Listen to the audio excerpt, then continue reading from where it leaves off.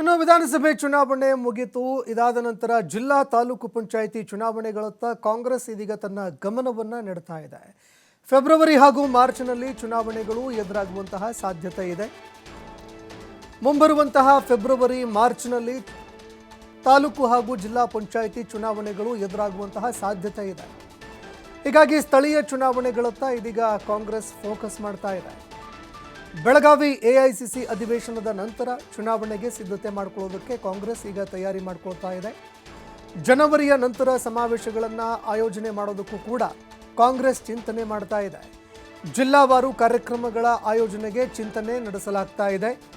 ಈ ಮೂಲಕ ಸಿದ್ಧತೆ ಮಾಡಿಕೊಳ್ಳಲಾಗ್ತಾ ಇದೆ. ಪ್ರತಿಯೊಂದು ಜಿಲ್ಲೆಗಳಲ್ಲೂ ಕೂಡ ಜಿಲ್ಲಾ ಮಟ್ಟದಲ್ಲಿ, ತಾಲೂಕು ಮಟ್ಟದಲ್ಲಿ ಸಭೆ ಹಾಗೂ ಕಾರ್ಯಕ್ರಮಗಳನ್ನು ಆಯೋಜನೆ ಮಾಡೋದಕ್ಕೆ ಅಂತ ಕಾಂಗ್ರೆಸ್ ಚಿಂತನೆ ಮಾಡ್ತಾ ಇದೆ. ಮತದಾರರ ಮನವೊಲಿಸುವಂತಹ ಪ್ರಯತ್ನಕ್ಕೂ ಕೂಡ ಕಾಂಗ್ರೆಸ್ ಮುಂದಾಗೋದಕ್ಕೆ ತಯಾರಿ ಮಾಡ್ತಾ ಇದೆ. ಹಲವಾರು ವಿಭಿನ್ನ ಕಾರ್ಯಕ್ರಮಗಳನ್ನು ಹಮ್ಮಿಕೊಳ್ಳೋದಕ್ಕೆ ಕಾಂಗ್ರೆಸ್ ನಿರ್ಧಾರ ಮಾಡಿದೆ. ಸ್ಥಳೀಯ ಸಂಸ್ಥೆಗಳ ಮೇಲೂ ಕೂಡ ಹಿಡಿತ ಸಾಧಿಸೋದಕ್ಕೆ ಅಂತ ಕಾಂಗ್ರೆಸ್ ಇದೀಗ ತಯಾರಿ ಮಾಡಿಕೊಳ್ತಾ ಇದೆ. 5 ಗ್ಯಾರಂಟಿ ಯೋಜನೆಗಳನ್ನು ಯಶಸ್ವಿ ಜಾರಿ ಮಾಡಿದೆ ಕಾಂಗ್ರೆಸ್ ಪಕ್ಷ.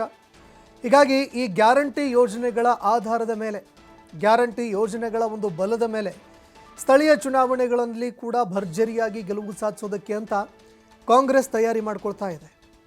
ಕಳೆದ 4 ವರ್ಷಗಳಿಂದ ಸ್ಥಳೀಯ ಸಂಸ್ಥೆಗಳಿಗೆ ಚುನಾವಣೆ ನಡೆದಿಲ್ಲ. ಕಳೆದ 4 ವರ್ಷಗಳಿಂದ ಸ್ಥಳೀಯ ಸಂಸ್ಥೆಗಳಿಗೆ ಚುನಾವಣೆಗಾಗಿ ಎದುರು ನೋಡಲಾಗ್ತಾ ಇದೆ. ಈ ವರ್ಷ ಆಗುತ್ತೆ, ಮುಂದಿನ ವರ್ಷ ಆಗುತ್ತೆ, ಅಥವಾ ಮುಂದಿನ ತಿಂಗಳಾಗತ್ತೆ ಅಂತ ನಿರಂತರವಾಗಿ ಕಾದಿದ್ದು. ಆದರೆ ಚುನಾವಣೆ ನಡೀಲೇ ಇಲ್ಲ.